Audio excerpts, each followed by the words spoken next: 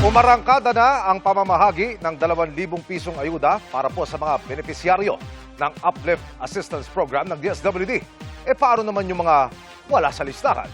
Nakatutok si Oscar Oida. Sa tuwing bubuhos ang malakas na ulan, kakaba-kaba na raw ang 68 anyos na si Aling Luz Viminda. Butas-butas na raw kasi ang kanyang bubungan. Nais man daw niyang ipagawa, wala naman daw siyang mapagkukunan ng pambili. Kaya parang sagot anya sa kanyang panalangin nang mapag-alamang kasama siya sa makakatanggap ng ayuda mula sa Unified Package for Livelihoods, Industry, Food and Transport o Uplift Program ng DSWD ngayong araw. Nagulat na lang nga ako Sa tagal ng panahon ngayon na ako nakatanggap. Katanggap man ako, sir. Bigas, senior. Sakto po na makabili akong yero. Kahit 3 lang muna.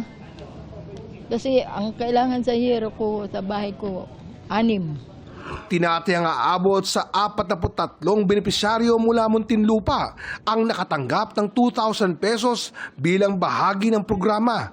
Sila yung mga nag-qualify sa 2024 census ng Philippine Statistics Authority o PSA, Community-Based Monitoring System na pinaka-nangangailangan. Kung tutuusin, nasa 124 daw ang nasa listahan, pero yung iba, di na raw malocate. Yung iba naman po nakakulong.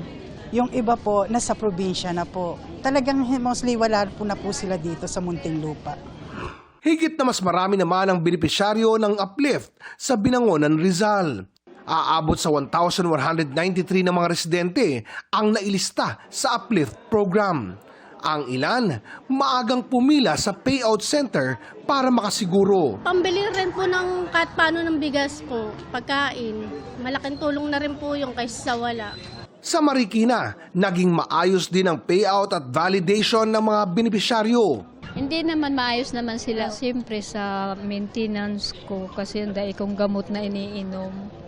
Maliban sa Metro Manila, marami rin ang nakatanggap ng ayuda sa iba't ibang bahagi ng bansa gaya sa Cagayan Valley, Laguna, Cebu, Cagayan de Oro, Davao Region at iba pa.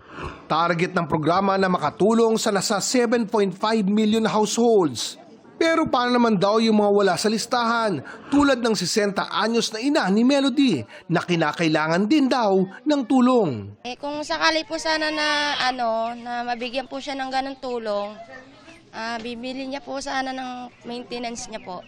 Sa pagtutulungan po sa LGU, hahanapin sila at eventually magka-come up po kami ng iba pang mekanismo para malaman ng taong bayan kung sila ba ay beneficiary ng Uplift Assistance. So yun po, lilinawin lang po namin, hindi po magdadagdag ng listahan sa Uplift kasi po yan po ay targeted, yan po ay pre-identified na ayon sa PSA list na nabigay sa DSWD.